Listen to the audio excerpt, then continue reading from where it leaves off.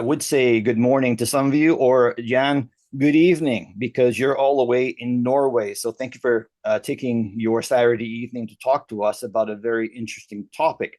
Um, your book that you've written is Vikings at War for the CIA. So I'm just going to give people a little bit of a premise before we talk to you about the actual Viking part.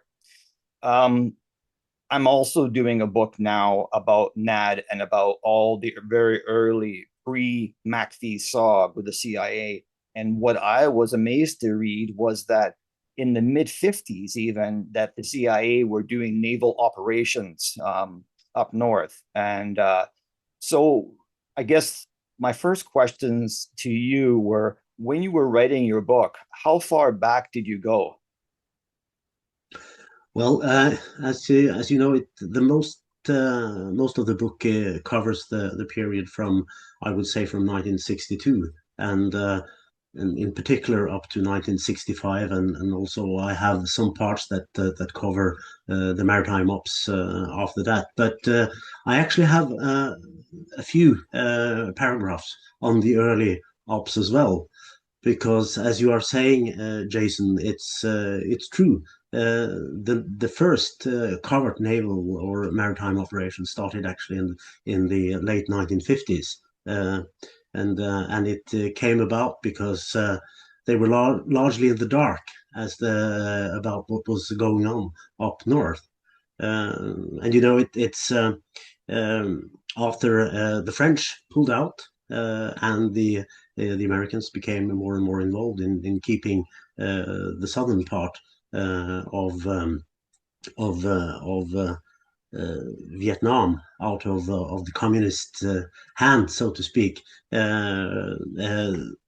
They were from the late 1950s and also in the very early part of the 1960s. They were pretty much in the dark with regard to what to was going up. So for that reason, the first operations were actually about inserting singletons, agents.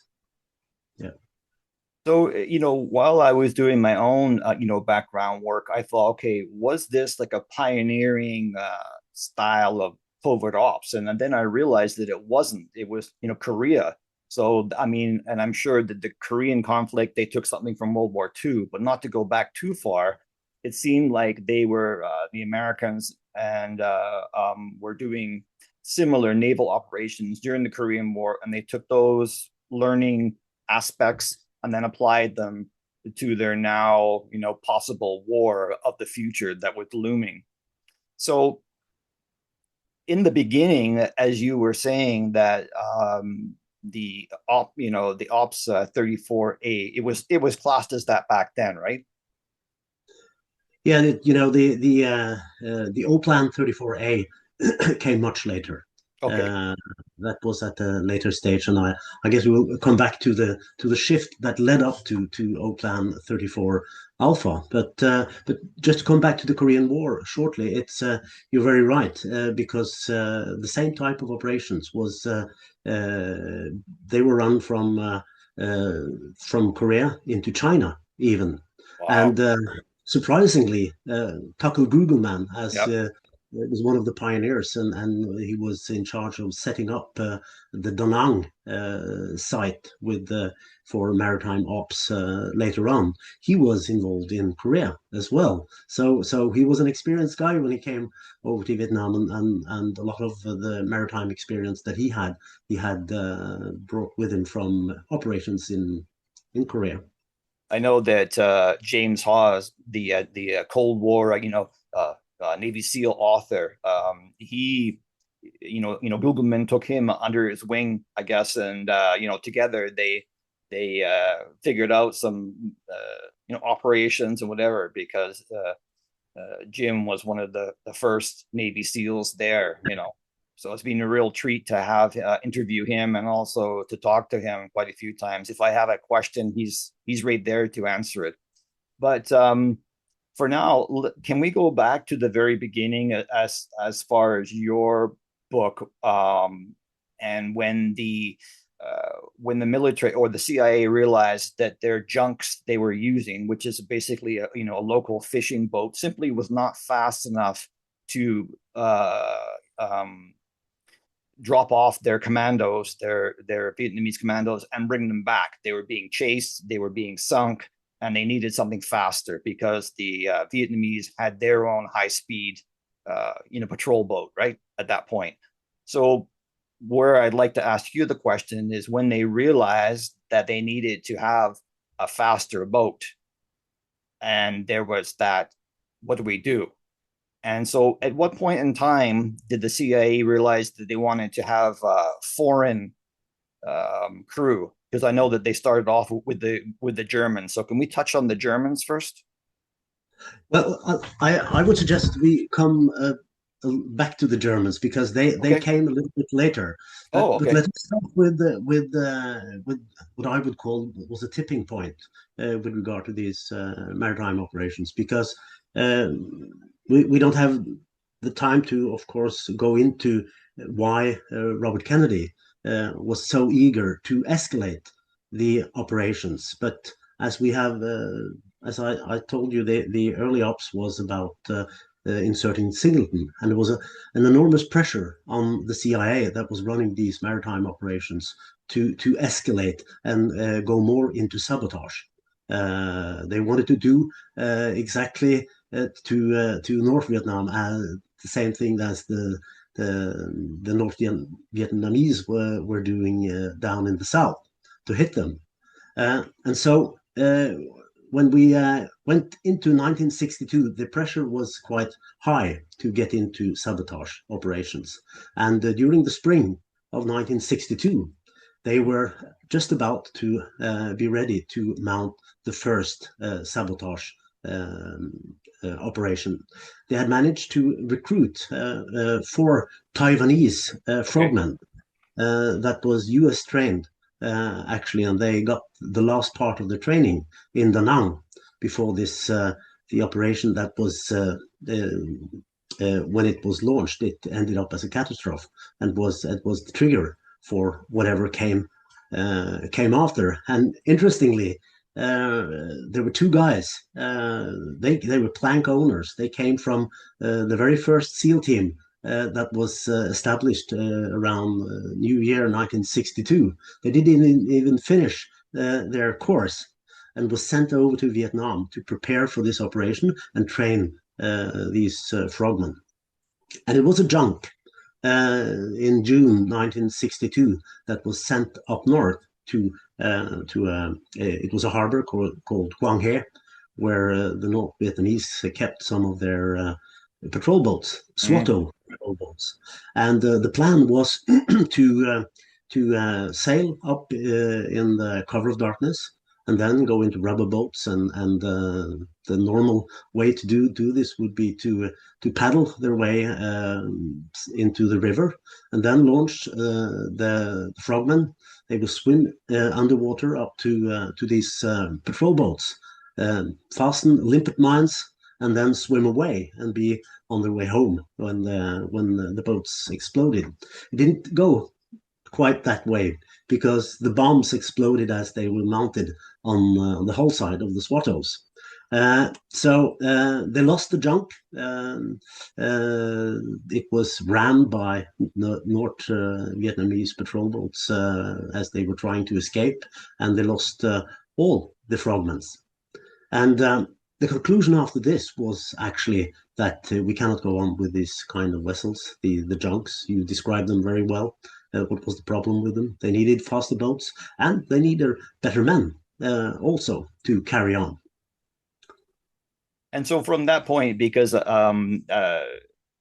when they realized that, the only other boats that were really probably a thought were like the PT 109 boats. Now, way back when I began to read about SOG and then to do with NAD, which is SOG's naval division, I thought that they were the first nasty class. Well, they weren't nasty class, but the first PT style boats that came to the CIA, that they were World War II, but they weren't, right. They were more, they were kind of a newer tech but they still had to, it still wasn't updated enough. And by the time that they brought them to Vietnam, they were already showing signs this isn't going to work. And their class as, gassers, right? Meaning gasoline operated.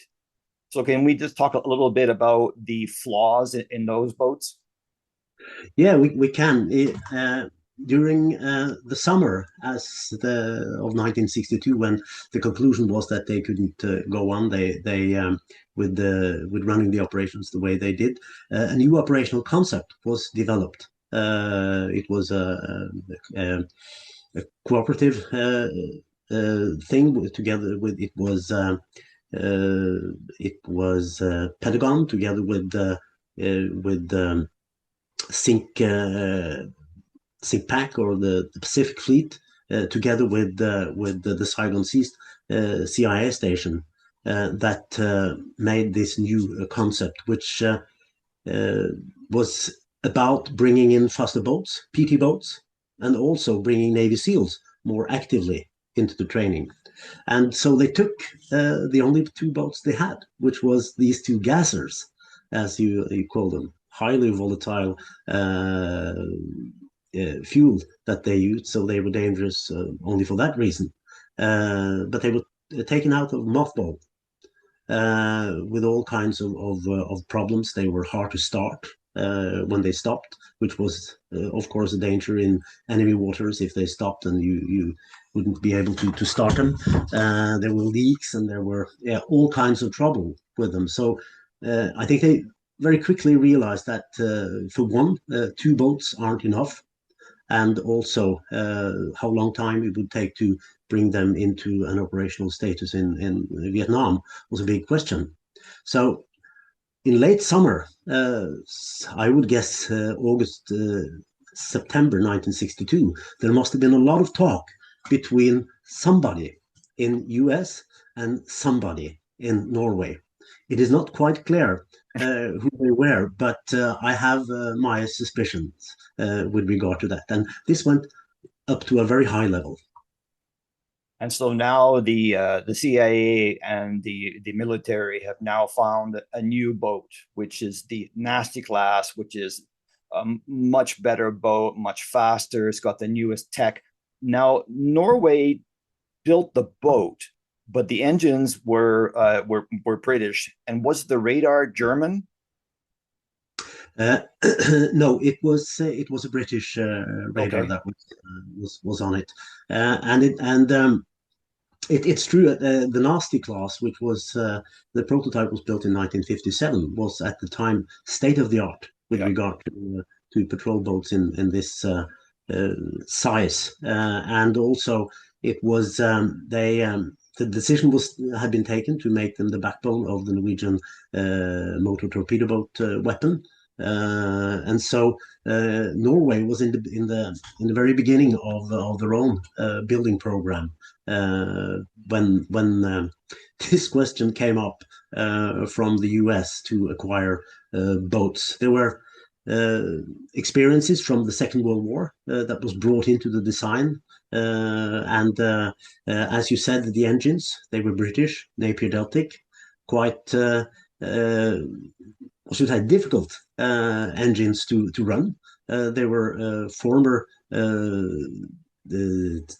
train engines that was, of course, modified a bit, but put into. So it was a very what should I say? It was state of the art, probably the fastest wooden boat in this size area that existed at the time. When it was all dry, it would be possible to do over 50 knots with it, dry and not too heavy. So it was quite a thing. Yes. Do you feel that the Nasty class was anything from the German boat? Do you think that anything of the engineering, or was that they used any of that technology that the Germans had? Not really, because I've dug into to the material from the designer, which was he was a naval or a war hero himself, Jan Herman Linge. He was the son of another famous in Norway war hero, and he ended up as a boat designer, and he took most of his ideas from former Allied Okay. boats. It was the Fairmile D, which was Second World War motor torpedo boats, mostly Right. used Right. from Shetland over to Norway, as an example. It was the Elco. In fact, it was made by the US in the 1950s, late the war 1950s. So there were 3 or 4 different models that led up to the PTF or the nasty class, the design of it. Yeah. Now, we should also tell the public that at this point in time, the CIA were also running operations in the rivers and close to shore with a boat that was used in the Bay of Pigs. That's what I had read, that it was first used there. So that is called the Swift boat. So nimble Right. and very nimble, and it was something that the CIA could use very quickly. It was easy to obtain, right? So the reason I wanted to bring those into play, because the Norwegian captains, they first go onto the Swift boats. That's right, Jason. I think that the CIA, they were very optimistic about how fast they could bring also the nasty PTF into the play in Vietnam. But of course, the 2 first boats that was bought in October, they weren't operational until well the we know now that they were operational in May, June 1964, and they were required before Christmas 1960, in 1962. So it took quite a lot of time. And the CIA was in a hurry. So they looked for something else as a stopgap, you might say, awaiting the arrival of the PTF. And their eyes fell on the Swift, which was much smaller boat, fast, yes, used to ferry people and equipment in the Gulf of Mexico, for example. And it was bought. They bought 3 boats off the shelf for this purpose. The interesting thing here is that Admiral Arleigh Burke, which was Chief Naval Operations in 1960, he went over to Norway and he had the opportunity to go on a trial tour with the Nasty. And he was very enthusiastic about the boat. And at about that time, this was the man that he later became responsible for CIA's global maritime operations. And the name slips out of That's okay. my Yeah. remarkable guy, former naval pilot. He had been in the UDT program, and he was working together with Arleigh Burke at the time. So the thing was that this guy, the name will come back to me shortly, but he was well known with the Nasties because Arleigh Burke had spoken so boldly. He actually said, "I want some of those damn boats," according to this guy. He later was recruited into CIA, as I said, and he was responsible for the CIA maritime operations in Vietnam at the time. So when they needed boats, this guy knew where to get them. So this was an ingredient in the decision making around pinpointing that it was the Nasty that they needed, and then came these 3 boats off the shelf while they were waiting for the PTFs, and then came the Norwegians. Yes.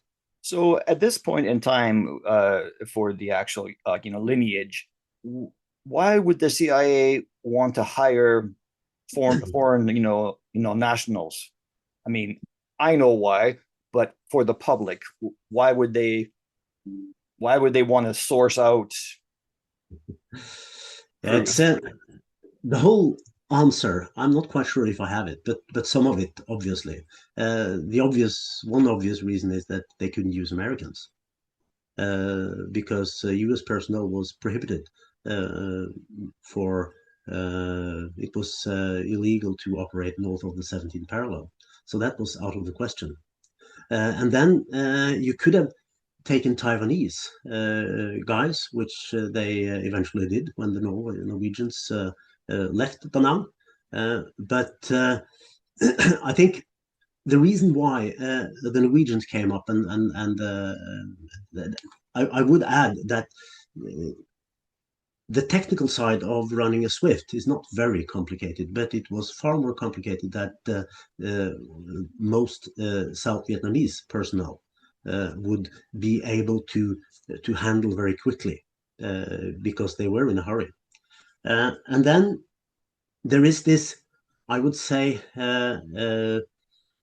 networks that is at work between the CIA and some secret networks in Norway, where the CIA guys, when they decided that perhaps we should bring Norwegians into they knew that there were capable people with running small boats like that, these secret intelligence networks in Norway would be able to recruit. So they popped the question to another war hero that was in the Norwegian intelligence service at the time. His name was Martens Meyer, and he was very close to the US, so close that it later cost him his post in the Norwegian intelligence service.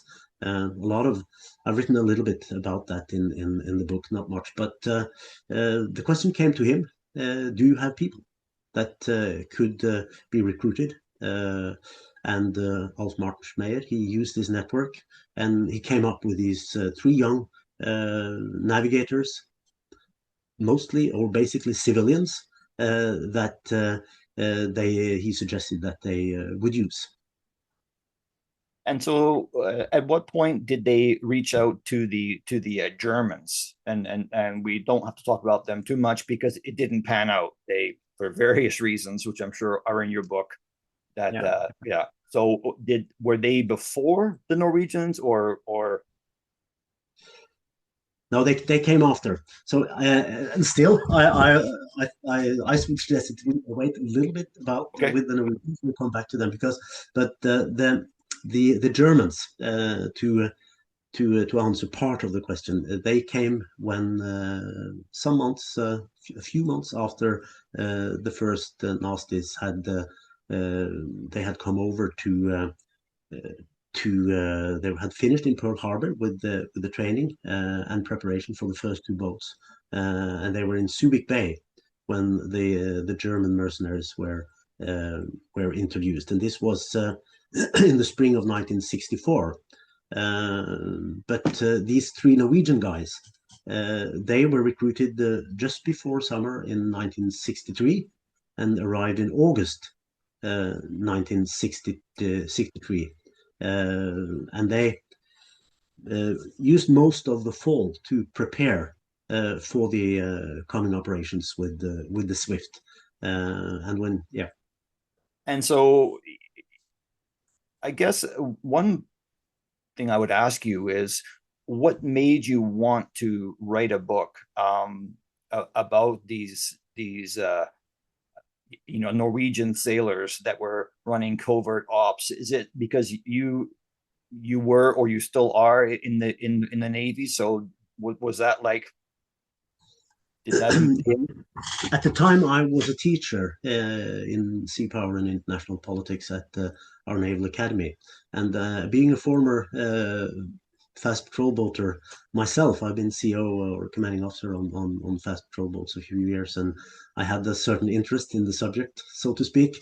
And it was a guy that asked me if I was aware that there were Norwegians on the nasties during the Vietnam War, and both interested in fast patrol boats and history. I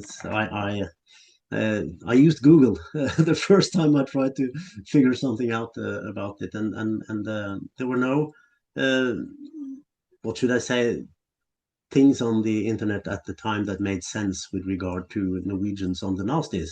But I very quickly I became aware about these three guys that were recruited to man the swift boats, and I managed at that time to get very quickly in contact with one of them. And now these men, after they came back from doing their, it was a 6 months tour. Is that right? No, it was a 1 year tour, One actually. year. So, because I Yeah. know that with the Navy SEALs that they have to do it every 6 months. That was their tour. Um, and now these men, I'm sure that they wanted to continue their life and really not talk to people about what they had done. And I'm sure they had to sign the, NDA. So was it hard to track this man down? Not the first ones actually so much, because it's true they had of course, as everybody else had, to sign papers not to speak about it, and mind you, Jason, this was actually some of the most secret things that were going on at the time, and the fact that the CIA was running boats up in North Vietnam didn't actually come into the open until I would say first half of 1990. And as far as I know, this was this article in the U.S. magazine Naval Proceedings. The title of it was "Stalking the Enemy's Coast." Okay, Uh, yeah, I've seen that. it Yeah. was about the secret operations, and it took the lid of of the kettle, so to speak, and he actually in that article also brought up this question about he states bluntly that there were Norwegians on board during the PTF's attack just prior to the Tonkin Bay affair, which eventually as you probably know, I write in the book, it's not true. But anyway, how that started an interest in Norway for who can these guys be? Then nobody had ever heard about this thing, so there were a lot of newspaper articles and so that did Norway actually start the Vietnam War or escalate the Vietnam War? Who are these guys? And and it was in 1994 that two of them actually stepped forward. Of these three civilians, they were civilians, didn't have any military background at all. And they told a little bit on their story in a magazine called V-Man. And so when you actually got the opportunity to talk to this man, was he fairly open with you, or did he say, I don't like, I don't really No, want to talk about that? the latter, Jason. You know, uh, I called him and I introduced myself to him, and he fell silent for a few seconds, and he said, "We cannot speak on this subject on this phone," which was a little bit strange since he had been out in this magazine. But anyhow, that's what he said, and we made contact. But uh, the sad thing is that Knut Kalvenes, as this man was called, he was the oldest, or no, sorry, he was in the middle of, with regard to age, when it came to these three guys. He passed away before I managed to talk properly to him. And then I managed to track down the second one, and but he was uh, Reidar had his problems at the time, and he doesn't conceal it. He didn't have an easy time after these operations in Vietnam. It troubled him.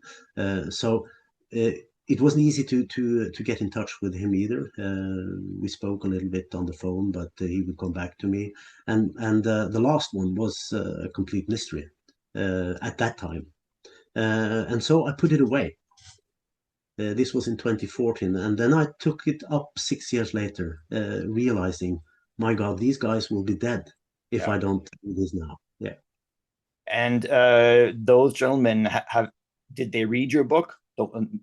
Or Uh, oh yes, Reidar. As I said, Knut passed away, but yeah, Reidar has read it, and he is very enthusiastic about it. And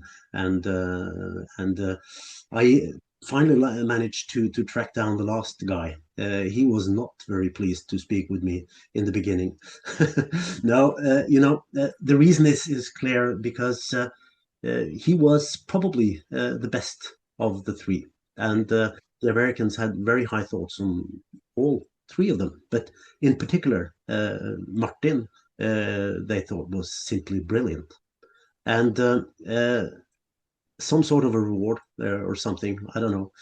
But when the Norwegian intelligence service acquired their first intelligence spy ship, Mariata, Martin was awarded the position of being the captain on Mariata. Okay, so he still had his finger on the pulse. He was still doing stuff that yeah, it's like, going back to Jim Hawes. I mean, after he had finished his 6 months in NAD, that the agency asked him, hey, would you like to do something similar but in Africa? So that's in Jim's book, Cold War Navy SEAL. That's quite interesting. And so he was running Right. similar operations in the Congo, which is quite neat. So a lot of these guys and the ones I've talked to who are in SOG, they're very quiet because it was after the war that they did some stuff, right? And they don't want any attention. They don't want their history brought up at all, which I can respect. So Uh, that has been a principle for me as well. Try to be respectful of the people that has been willing to contribute to my story. So there are a few stories that are without name, and we will, of course, afterwards come back to them. But it's a small world, Jason, and uh, it, Jim Hawes, we've also been in contact, and I've read his book, of course, and he mentioned these operations in Congo, and Martin, as I just spoke to you about, that was awarded this position on the Mariata, the Norwegian spy ship, a position that he had until on various types of spy ships until 20. It was after 2020. oh No, wow. 2000. Sorry, Right, yeah. 2000. But And still, yeah, still, yeah. of course, he didn't want to be recognized or people know that he was involved in this, and in particular not be bothered about the work he had done on these intelligence boats, of course. But what I wanted to tell you was that with regard to this Congo thing, because uh, just after Martin came from Vietnam, he was on a civilian ship before he went onto Mayata. And one day, the guy that had recruited him, Alf Martin Schmeyer from the intelligence service, he was on the forecastle of the boat that he was on, and a few minutes later he was up on the bridge, and they chit chatted a little bit on the old days, and then Martin Schmeyer asked him, "You're not interested in another tour with the Swifts, are you?" He said. And then Martin said, "No, what's that about?" He said, "Well, it's on the African lakes." Wow. I thought, and Martin said, "Well, he didn't say yes, he didn't say no. Let's think about it." And Alf Martin Schmeyer said he would come back if it was necessary. But then again, it was Jim and Phil that made that tour to Congo, actually. Wow. So to go back to the missions or operations that these men were doing, I guess we should tell the public, what were they doing? Where were they going? What were they attacking? Or were they dropping off commandos? Or so can we talk about that a little bit? Yeah, let me just very briefly start with the very early ops with the Swifts. The first operation they tried to launch. This was before the Pentagon took over the secret operations, so to speak. You probably heard about this operation Switchback, which was came after the Kennedy had decided that the CIA wasn't fit to run so complex maritime operations. This was due to the Bay of Pigs and the fiasco there. But it took very long time for to hand over the maritime operations to the Pentagon from the CIA. So before or around Christmas 1963, the first Swift boats operations were launched, and it was the Norwegian skippers. Two operations in 1963. The intention was to attack the Swato boats in Kwanghae, just as they had tried with the Vulcan operation. That was the catastrophe, and it didn't work out. They didn't manage to successfully sink any boats, and they carried on in January 1941, just before the handover of the operations from the CIA to the Pentagon. They made another two tries in almost the same area. It was sabotage, basically. One more time on the Swato boats, and there was a bridge that they were attacking. But the men were brought into the right position. They tried to paddle their way up the streams, but they didn't. There were different kinds of things that went wrong. So to put it shortly, with the Swift ops, they were not very successful. They had two more runs, the Norwegians, or three actually, after the handover from the CIA to the Pentagon. And one of those operations, they managed to actually attack the target. So it was not a success. And the handover from CIA to the Pentagon of the responsibility also went very slow. NAD was a skeleton. MacSog was a skeleton. So they brought in the same people and the same stuff that the CIA had. And Tucker Gugelman lingered on as he is called by one guy as a benign eminence that was going around and still actually had a hand, of course, on these operations all the way up to summer. And from spring 1963, it was a stop. And then came the first nasties. They became operational in June 1964.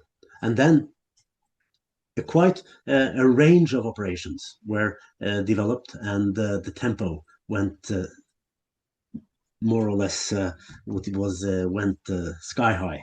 Yeah.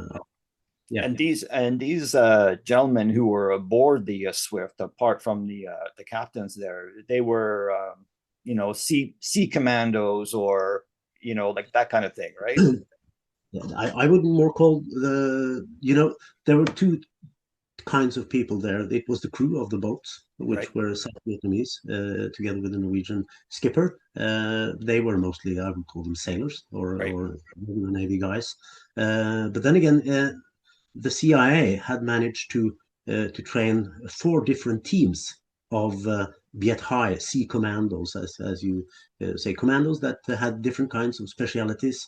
Depending on what kind of target that they would attack, they would take from the team that was most suited for the job, and that arrangement was maintained all the way. It was through the Vietnam War. This specialization with the different kinds of teams, the number of sea commandos fluctuated a little bit, and it went gradually a little bit higher all the way. But these guys were kept in camps on the beach, not far from the city of Da Nang, actually, where they trained, and they were separated from each other, and also, of course, from the civilian lives. It was more or less a closed thing. Only problem was that it was not very difficult to have a good view into the camps from the higher parts around Da Nang. Yeah. So there are some very early photographs from North Vietnam, where they had caught some of these commandos, and they really used them as like a PR, right? And showed people, this is who, these are American funded, commandos, and they're coming up here, and they, So, you know, and sadly, as we would find out, a lot of these gentlemen spent 20 or 30 years in re-education camps, right? Maybe not That's 30 right. years, but definitely, you know, 20, 15. Um, so, and, you know, their fate, just to add a little bit of history for the public, is the Americans were very quick to say that they were dead. Yeah. And then they wouldn't have to pay their families anymore. Of a, you know, like a severance. But in fact, a lot of these men were still alive. And so after the war was over and they got out, they rightfully so said, huh, we weren't dead. Where's our money? Right. And that went on. That battle, you know, to for them to get their money was quite a story. But I would, if I can add just yeah, one thing there, Jason, then it's you painting that picture very as much as I know it as well. And all the Swift Ops with the Norwegian, they lost 8 guys that spring. That had that's the fate that you were speaking about. Some were even executed, so they didn't get come across with the lives all of them. But Cedric Tourism, he has written right. a book on this, and he should be credited very much for his intensive work to for the case of these prisoners, these South Vietnamese prisoners that were taken into to North Vietnamese prisons for in a very hard. Yeah, it was tough. Yeah, no, that's not cool. So how long has your book been out for now? The book had been out for I have to well, it's almost 2 years now. So the Norwegian part of it that's almost sold out, and it's now on Amazon as you know the English version. And so Yeah, has that led to any people reaching out to you with further information? yes, not much internationally, but in Norway, yes. Oh wow. Uh, and but as it always is, uh, a lot of people mix stories together. So people take contact with me. They should always do that. I'm very glad when people do that. And but mostly it's not that related to this story. It isn't. But uh, there aren't actually much new things coming up. Okay. But we know something that we would like to see, but it has still not been released, which would, of course, bring more color to this story. Now I should say that if anybody wants to get in touch with you, they can find you on Facebook, or if they can't, then try and find me. I'm pretty easy to find, and I'll put you in touch with Jan if you have some But information. if we have more time, Jason, there are two topics that Sure. I think would bring some more Yep. value into the story on the Norwegian boats and these Norwegian guys, because you mentioned the Germans. And you know, when this first PTFs, nasties, came in May 1964, the 3 Norwegians that was on the Swift were asked if they would take the responsibility and go over on the PTFs, and they declined. They wanted to go home. So then the US personnel had a great problem because they were not allowed to go up north themselves. So who would accompany the South Vietnamese crews when they were going up there? Because they didn't have the full trust that they would pull through the operations. There were indications that they went out, but that they would try to abort very Okay. easily. Yeah, and so they had quite a problem uh, at the time figuring out how do we do that. And they had these Germans, which was a catastrophe, as you said. yeah, there were five, I think. There were two operational guys, navigators. John Graham, he was the first skipper on the PTF-3. He was at first very positive on getting these guys because he thought they must have been former E-boat captains. That would be logical, wouldn't it? But turned out that they were submarine people. These two didn't have a clue about how to run an Above the E-boat. water. Yeah. And they, of course, the boats were not ready, so they spent the most of the time in the bars, and finally the CIA gave them an offer that they couldn't refuse, and they went home. But the problem still was there with regard to who would accompany these guys, and I'm quite sure that the question came again during the summer of 1964 to Alf Martin Schmeyer. Can you provide us with some Norwegians?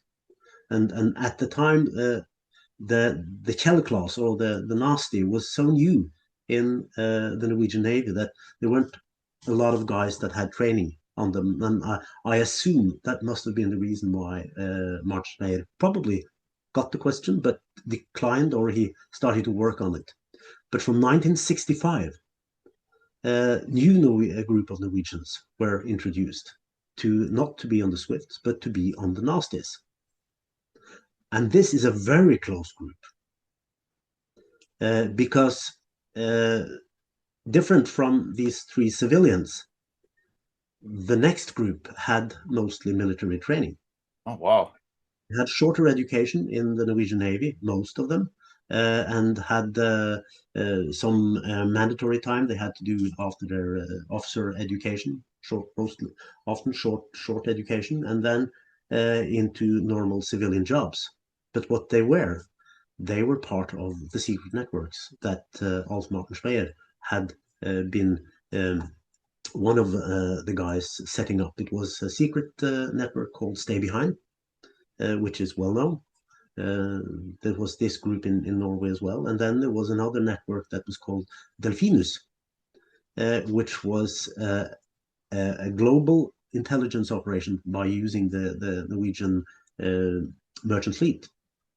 And from these groups, there were a smaller group that were seizable, so to speak, and were willing to take jobs also for the US. And these guys have kept their secret up until this book. Wow. So I wasn't aware of that. I thought there was only one group of guys from Norway, but there were two. So There were two. so the second, they were only on the Nasties, They were only on the Nasties, yes. and And they're yeah. the responsibility for the PTF operation were generally taken over by Pentagon after Operation Switchback, which was finished in February 1964. But some of these operations were still in the hands of the CIA. Oh, really? They were. They had their own thing going with regard to PSYOPs, using the PTFs for PSYOP operations. And the last part here, I'm not entirely sure, but I can see no other explanation on other issues that I observe in this story, that they also had some of these operations that involved kidnappings. Oh, okay. Yeah. Uh, The fishermen, you mean? Kidnapping of the fishermen and taking that's them right, to the fishermen, yeah. which was when they did this maritime interdiction operations. They would go in and do kidnappings, and then they had this other name of an operation that was called Loki, Loke, yeah, and which was a kidnapping of normally a junk with a crew. And the interesting thing is, the first time they did a junk kidnapping, a Loki ops, was Reidar Steffensen, the Norwegian, with a Swift. It was the last operations that the Norwegians did in late May in 1964, and these guys that were kidnapped, they were brought to Paradise Island, this small island where the CIA had set up this camp to interrogate and indoctrinate so to speak, and this was the first time actually that Paradise Island was in use, and there were a lot of kidnappings and maritime interdiction and bombardings. When you look at the total of these operations, was the big it was the highest numbers, of course. Yeah. So just for the public, the Paradise Island, I mean, what they would do is they would kidnap these fishermen, take them to Paradise Island, but not directly. They would blindfold them, and they wouldn't have seen any, white guys. That you would have seen, all Vietnamese. And they would take them on a very extended route to this island. So they were completely confused and thought they were much further away from their homes. And once they were there, they were given, lots of food but they were also made aware of the SSPL, which was, a fictitious CIA operation where they were trying to tell these fishermen, we're going to uprise against the North. So you can be part of this secret unit, and we're going to give you, radios. We're going to give you all these goodies to take back. It was quite that's a whole different story, but that's quite, interesting. It is, and speaking about psyops, Jason, it's the military effect of these maritime operations are questionable. Of course, they had the effect that the North Vietnamese strengthened their defensive part of the coastline, and also be a lot of resources to strengthen and to increase their ability to monitor, of course. So they had that effect, of course, but the large destructive effect of it wasn't it. But then it was the psyops. You can argue that this whole thing had a general high psyops effect. Of course, nobody, I think, that was brought to Paradise Island actually believed that they were in a secret camp within North Vietnam. But then again, they went back, and they were mostly sent back to North Vietnam, and the whole idea about the SSPL, as you say, this the Secret Sword League, which was a notional resistance movement. It didn't exist. And this island was a symbol where an SSPL camp. So they were literally taken to an SSPL camp and got propaganda and whatever what you said, and then brought back. But the story that the SSPL was active was quite a big side of this. Yeah, it was just amazing, and I kind of laughed because the radios that these people were given, well, guess what? They were all tuned into CIA stations, because a different branch of SOG was flying around with this PSYOPs radio station, liberate, down with communism, so it's quite that's the interesting thing about SOG. There's so many umbrellas, right? But I will just go back to one thing. When I talked to James Hawes, he said that he really wanted to destabilize Haiphong Harbor, and he said to the higher ups, if we go in there and we make it so that the flow of goods and materials can't go in there, it's going to totally shut that whole port down. And he said no, can't. And he said that really didn't make sense to him.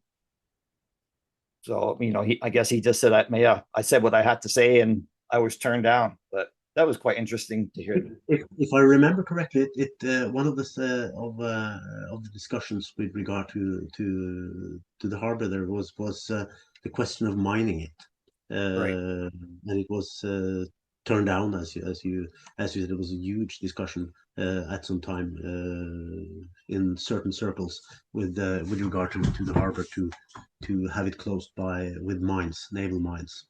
Yeah. Yeah.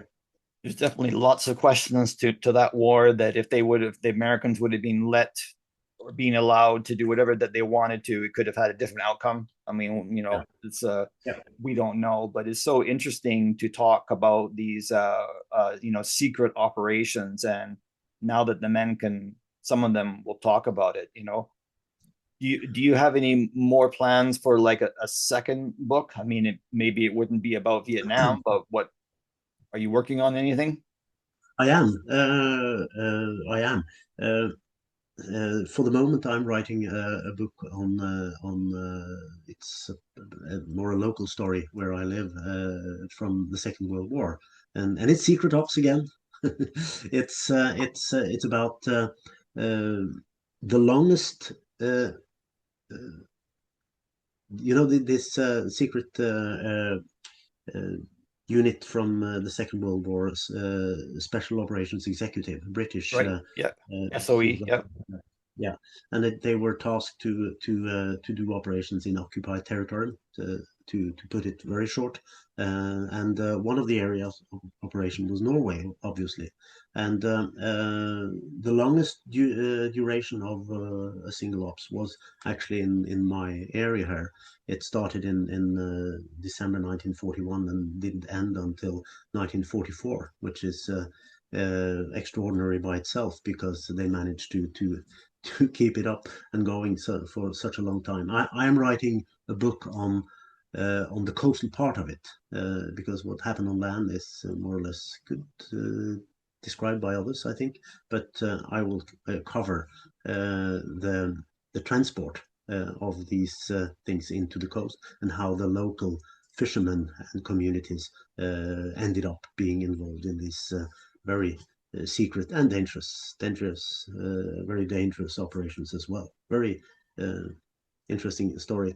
And then again, in parallel, I'm working on a new book that will cover Norwegian fast patrol boats operation during the Second World War. Wow. So you got your hands full. I have, yeah. Just a side question, and I don't want to put you on the spot, but when you were in the Navy and you were out there on the ocean, um, Russian submarines, did they ever come in that area? They did. I think it's more or less proved that once in a while they did. Yeah. I don't think there is one single naval officer in Norway from the Cold War that would debate whether the Soviets uh, passed the territorial line of Norway. So the question is more that how many of these operate or observations that were not actually submarines, that were other things. Yeah. So books are written on this topic, and it's yeah, it's no question about that. I think. And my period on board was actually during the Cold War, or the latter part of the Cold War. I came on board as an XO on fast patrol boats up north in 1988, and as you know, in 1989, the fall of the 1989, the Berlin Wall came down, but it was still a Cold War up there until I would say up to 1990, and when it passed 1990. And I had a very exciting experience up north in 1989, but when the Cold War was still open, when we sailed out to an Echo 2 nuclear submarine that was reportedly being on fire. And on this small patrol boat that we were on, the fast patrol boats, it was a little bit bigger than the Nasty, at least longer. And 19 nautical miles north of the North Cape, we went out and we were the first on the scene Wow. uh, at the time. Yeah, so there was a lot of exciting stuff going on at that time as well. Wow. Yeah. Well, it's at that hour point.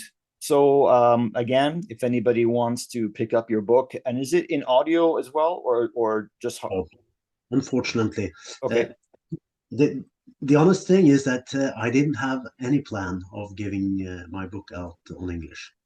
But I had so many questions, and Yeah. then I had to take a few shortcuts when I launched it, just to make sure that it was possible for the English reading audience to read it, but I realized it was interesting for other people outside Norway as well. But there are no audio of it so far. Okay, well, people can find that, and I'm going to add a link at the end of this anyway, so people can find that.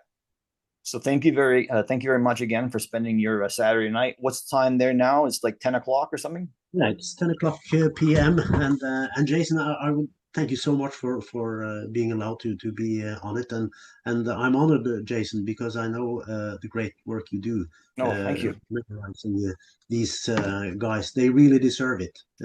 These guys, their return back from the Vietnam to the U.S. Weren't always good Yeah. for them, but they did as the thing that every soldier do. They serve their country and came back and was not repaid in the manner that they should have been. So all honor to them. Well, thank you. We'll keep on doing it, you know. So for the public, this is the end of it, and thank you again. Thank you, Jason.